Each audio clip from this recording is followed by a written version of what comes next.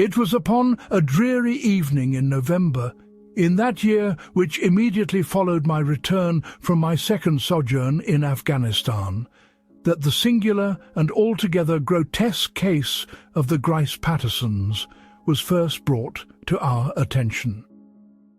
The season of fog and melancholia had descended upon London with a particular vengeance, wrapping our modest quarters at 221B Baker Street in a thick amber-tinted shroud that clung to the window panes like a damp and filthy blanket. The ceaseless rumble of cabs and the distant cries of newsboys were muffled, distorted into ghostly echoes that served only to accentuate the profound silence within our rooms. This swirling miasma created an atmosphere of peculiar isolation that was beginning to weigh heavily upon my own spirits, reminding me, as it often did, of the bleak encampments and desolate plains of the northwest frontier. For my companion, Sherlock Holmes, such weather was often a stimulant to his remarkable mind, the grey gloom of the outer world, a fitting backdrop for the intricate shadowed landscapes of his own thoughts. Yet, for the better part of a week, he had been sunk in a profound intellectual languor. The criminal classes of London seemed to have entered a period of inexplicable hibernation, and the daily papers, which he would usually devour with an almost feral intensity, were now filled with nothing more stimulating than parliamentary debates on bimetallism and vapid society gossip concerning the forthcoming nuptials of a minor duke. I had watched him pace the length of our sitting room like a caged tiger, his gaunt frame and hawk-like features rendered almost spectral in the flickering gaslight. I had seen him cast down the Daily Telegraph with a snort of disgust, analyse the ash from a Trichinopoly cigar with a profound sigh, and finally, with a look of utter desolation, turn to the purple velvet-lined case that contained his hypodermic syringe. He had injected his 7% solution of cocaine with a sigh of weary resignation, and spent the remainder of the afternoon scraping mournfully and discordantly upon the violin which he kept propped against the mantelpiece. "The world is growing dull, Watson," he had remarked to me that very afternoon, laying aside his instrument with a clatter that set my teeth on edge. The romance and adventure of life seemed to have been stamped out by the dreary march of mediocrity. We have become a globe of accountants and shopkeepers. Where are the great villains, the ingenious plots, the truly baffling enigmas that test the mettle of a man's mind? The faculties stand idle and rust. Consider that matter of the Abernethy diamonds, a simple case of a dishonest parlour-maid and a pawn ticket. I had it solved before breakfast. Or the singular affair of the Camberwell poisoning. The imbecile Lestrade was convinced he had a labyrinthine conspiracy on his hands when the entire matter turned upon a mislabeled bottle of household ammonia. It is a catalogue of bungling and incompetence. There is no artistry left in crime. "Surely, Holmes," I had protested, looking up from my medical journal, "you must allow for periods of quiet." "Quiet, Watson, is the precursor to stagnation," he had retorted, his voice sharp. "My mind is a racing engine, and it tears itself to pieces if it is not connected to the work for which it was built. I crave complexity, subtlety, a challenge worthy of the name." I had scarce begun to offer some further placating response when there came a sudden, frantic clatter from the street below, the sound of a hansom cab pulling up with a shriek of brakes and a frantic cry to the driver, followed by a violent and percussive knocking upon our front door. The blows were not those of a casual visitor, but rather the desperate, irregular hammering of a man driven by extreme urgency or fear. Holmes sprang from his armchair, his lethargy vanishing as if by magic. A flicker of his old fire returned to his keen grey eyes, and his entire demeanour was transformed from one of bored indolence to that of a razor-sharp alertness. "At last, Watson! A summons!" he cried, rubbing his thin, nervous hands together with a dry, rustling sound. "The game, as they say, is afoot. I should not be surprised if this is a matter of some urgency. No man in a state of tranquil contemplation assaults a door in such a fashion. That is the knock of a man who has run his last race and finds the finish line receding before him." Mrs. Hudson, our long-suffering landlady, presently showed in a gentleman who was in a state of such pitiable agitation that he seemed scarcely able to articulate. He was a tall man, impeccably dressed in the tweeds of a country squire, but his face was ashen, his hair was in disarray, and his hands trembled as if with the ague. He clutched a crumpled piece of paper, which I saw was a telegram form, holding it as if it were the sole proof of his sanity. "Mr. Sherlock Holmes?" he stammered, his eyes darting about the room as if he feared some unseen pursuer might materialize from the very shadows. "I was told to come to you, at the Diogenes Club. A fellow there. He said you are the only man in England who can help." "Pray be seated," said Holmes in his most soothing professional tone, indicating the visitor's chair. "You are quite safe here. I am Sherlock Holmes, and this is my friend and colleague, Dr. Watson. You have evidently endured some great shock. Compose yourself, and then you may lay your case before us." Our visitor sank into the chair, and for a moment buried his face in his hands, his body racked by a tremor that was painful to behold. When he looked up, his expression was one of profound despair. "My name is Alistair Grice Paterson," he began, his voice hoarse with emotion, "and I fear my brother, my only brother Fergus, has met with a terrible fate. He is alone, or worse than alone, upon the most dreadful and desolate spot on God's earth, the island of Uffa." "Uffa?" Holmes repeated, leaning forward with his fingertips pressed together, a sure sign that his interest was piqued. "The name is not familiar to me. Hebridean, I should presume?" "It is, sir. A tiny, forsaken rock off the coast of Skye, no more than a mile in length. We, that is, my brother and I, purchased it some 6 months ago. We are, you see, gentlemen of leisure, with a passion for antiquarian pursuits. Fergus, in particular, is one of the foremost authorities on Pictish and Norse archaeology. The island of Uffa, though uninhabited for centuries, is known to contain some most remarkable ruins.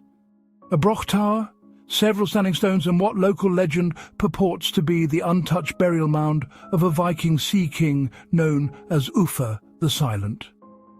"A fascinating field of study," Holmes remarked. "What then has occurred to cause you such alarm?" "For the past 2 months, Fergus has been on the island alone," our client continued, his voice trembling anew. "He was undertaking a preliminary excavation of the burial mound. We had a small cottage constructed for his use, and he was supplied with all that he needed. Our arrangement was that a boatman from the mainland, a fellow named MacLeod, would visit him once a week with fresh supplies and to collect his mail. For the first several weeks, all was well. His letters were filled with the most extraordinary enthusiasm. He believed he was on the verge of a discovery that would rewrite the history of the Norse occupation of Scotland." He paused, swallowing hard. Then the tone of his letters began to change. He spoke of the oppressive solitude, of strange noises on the wind at night, a low humming sound, he described it. He mentioned the local legends, which he had previously dismissed as peasant superstition. The islanders, it seems, believe Uffa to be a place of ill omen, haunted by the spirit of the Sea King, its guardian. Fergus, a man of science, began to write of this guardian with a strange, almost fearful reverence. And then, 10 days ago, this arrived. He thrust the crumpled telegram into Holmes's hand. My friend flattened it upon his knee and read it aloud, his voice crisp and precise. Alistair, have found the entrance. The stones speak truth. Guardian is no myth, not what we thought. A terrible secret, cannot leave. For God's sake, beware the souterrain, Fergus. And you have heard nothing since? Holmes asked, his gaze sharp as a needle. Nothing, Mr. Holmes. The very day that telegram was sent, a most ferocious storm broke over the Western Isles. For a full week, no boat could make the crossing. The seas were a maelstrom. MacLeod, the boatman, attempted the journey 3 days ago, as soon as the worst of the weather had passed. He has returned with a dreadful report. The cottage is empty, sir. A meal lies half-eaten upon the table. My brother's tools are scattered about the excavation site near the old stones, but of Fergus himself there is no sign. He has vanished from the face of the earth. Holmes sat for a long while in silence, his steepled fingers resting against his lips, and his eyes fixed upon the glowing embers in the grate. The only sounds in the room were the ticking of the clock and the choked sobs of our distressed client. "This is a most singular affair," he said at last. "It presents features of a truly unique character. The problem, as I see it, is threefold. Firstly, what was the nature of the discovery your brother made? Secondly, what is the terrible secret of this so-called guardian? And thirdly, and most pressingly, where is Mr. Fergus Grice Paterson? Watson, I should be obliged if you would pack your bag.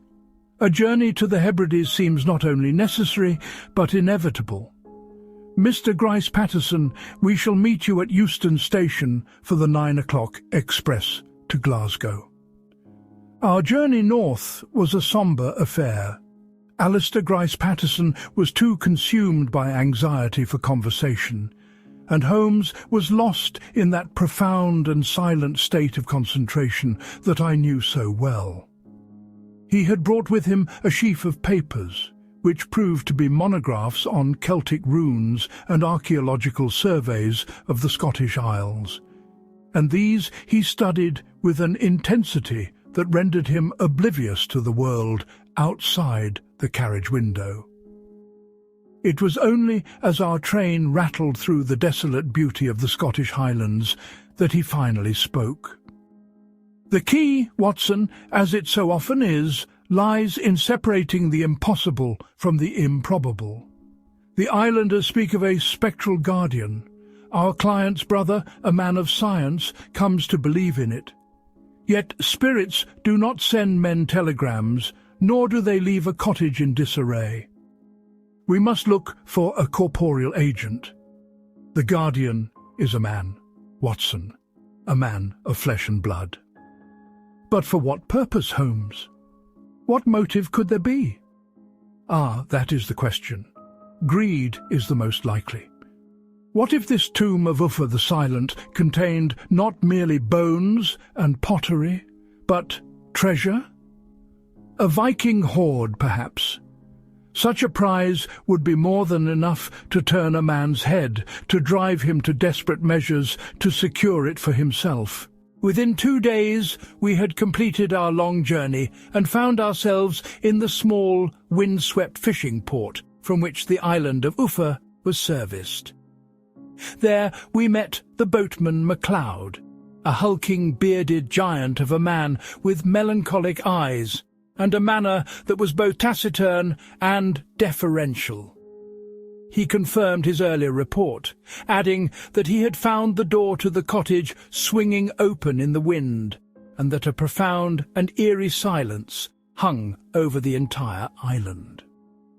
The crossing to Uffa was made in a small, sturdy fishing vessel that plunged and bucked through the slate-grey waters of the Minch. As the island grew nearer on the horizon, I could well understand the superstitious dread it inspired. It was a grim, treeless place, a hump of granite and peat dominated by a central hill, or tor, upon which a number of jagged stones stood starkly against the sky, like broken teeth. The waves crashed against its black cliffs, sending up plumes of white spray, and the air was filled with the mournful cries of gulls. Upon landing, Holmes's first action was to ignore the cottage entirely and proceed directly to the site of the excavation. It was a scene of considerable industry. A wide, deep trench had been dug at the base of the largest of the standing stones, revealing a massive, rough-hewn lintel stone that clearly marked the entrance to some subterranean structure. This, I presumed, was the souterrain mentioned in the telegram. Holmes, with a lens in his eye, dropped to his hands and knees and began to crawl about the perimeter of the dig, examining the disturbed earth with the minute attention of a foraging bird. Alistair Patterson and I stood by, shivering in the biting wind, while MacLeod the boatman watched from a distance with a look of deep-seated apprehension.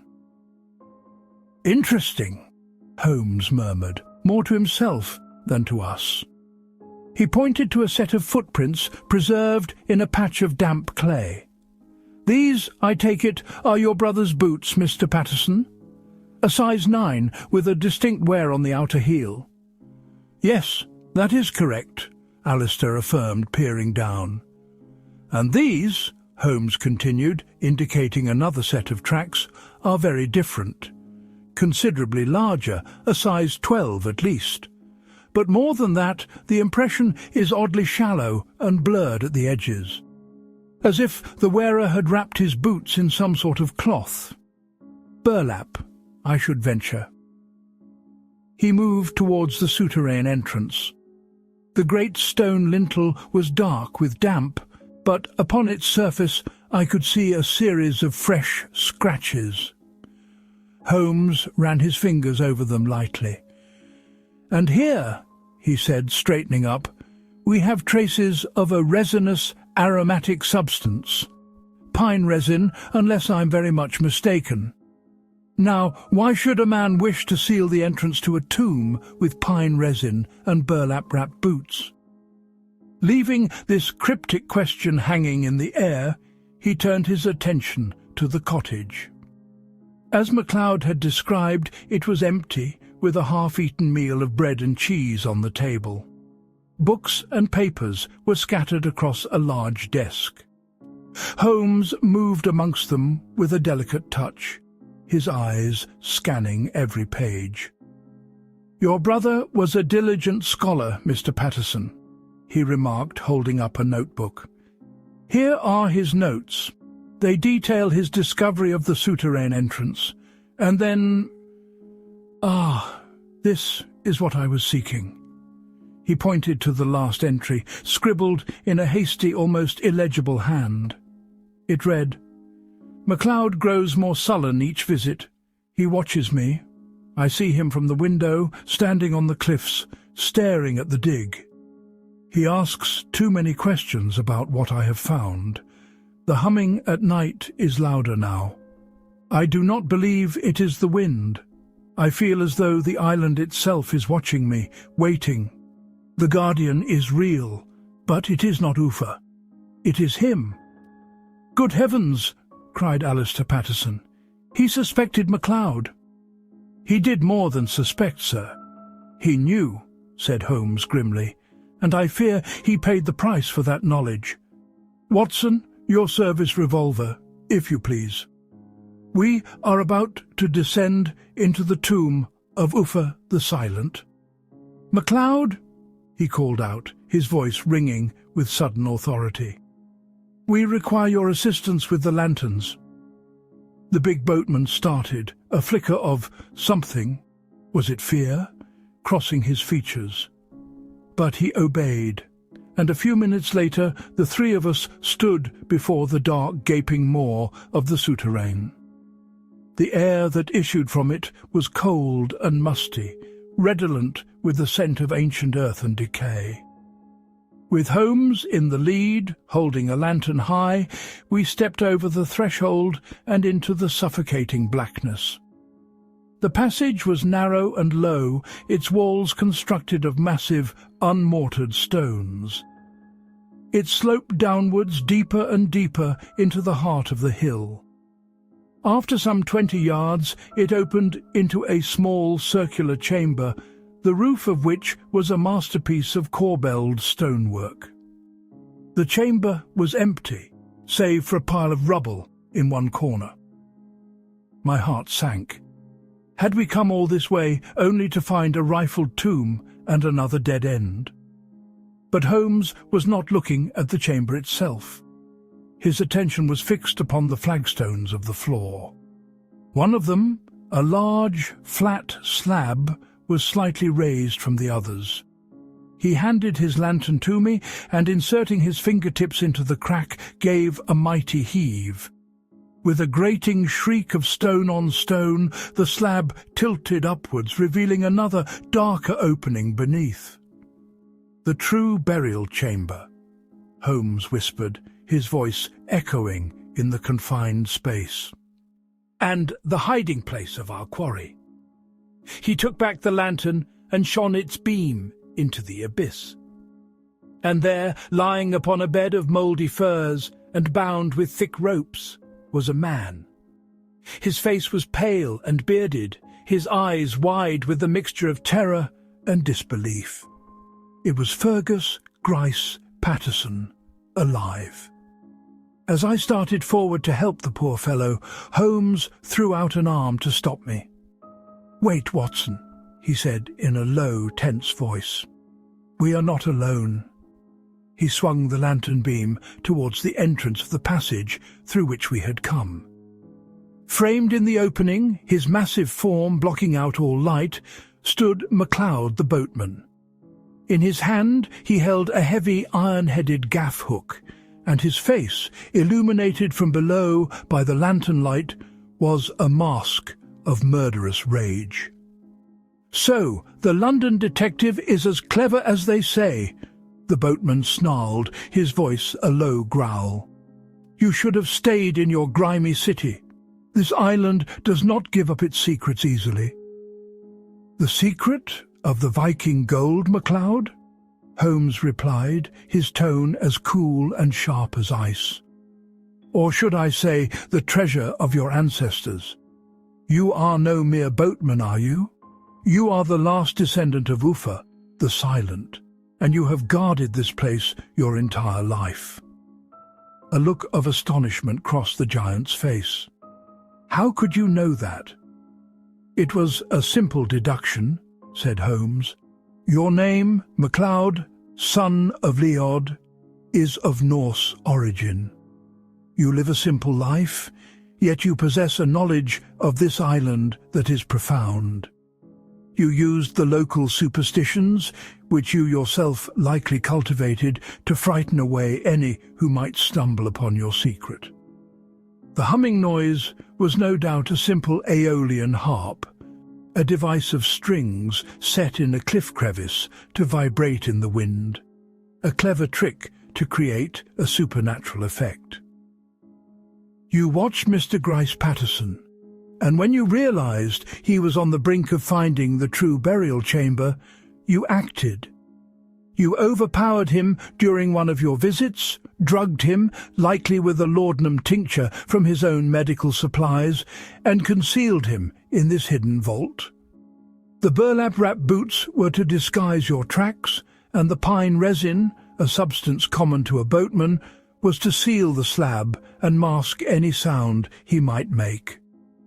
You intended to return after we had gone, to dispose of your prisoner and claim the treasure for yourself."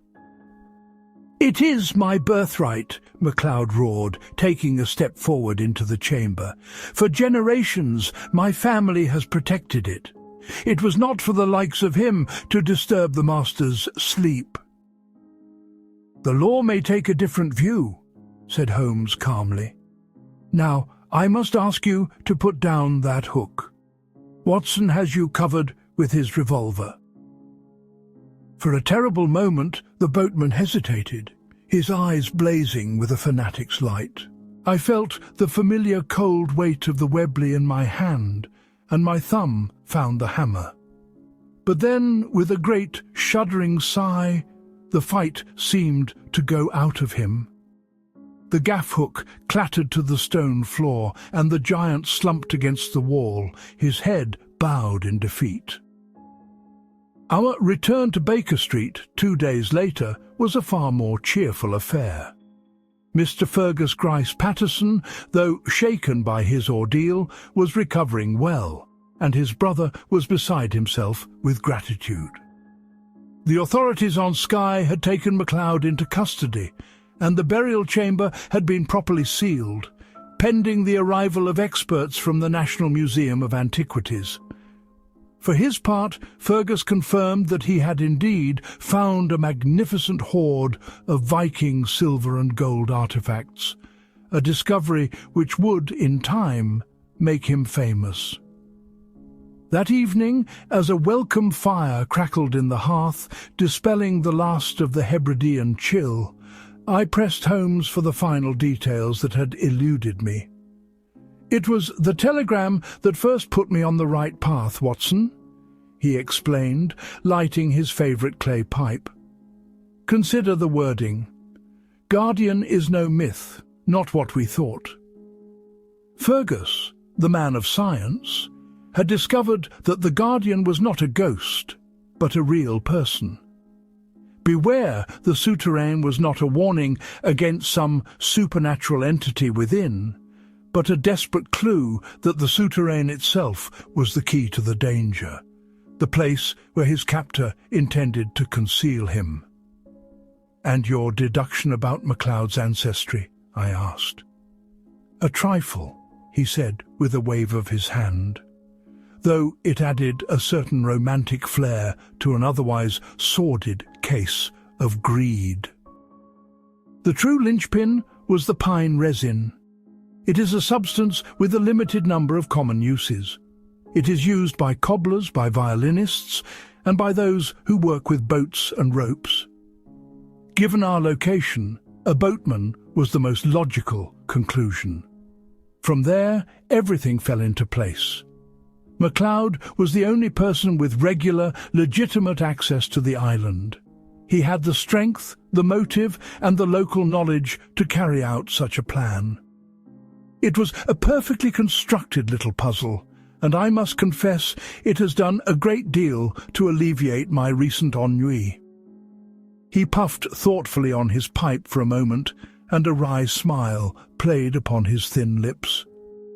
"It just goes to show, my dear Watson," he concluded, a familiar twinkle in his eye, "that even in this dreary modern age there is still room for a Viking's ghost and a hidden treasure." And I knew then that his mind was once more at peace, eagerly awaiting the next strange and baffling problem that might emerge from the endless, fog-wreathed labyrinth of London.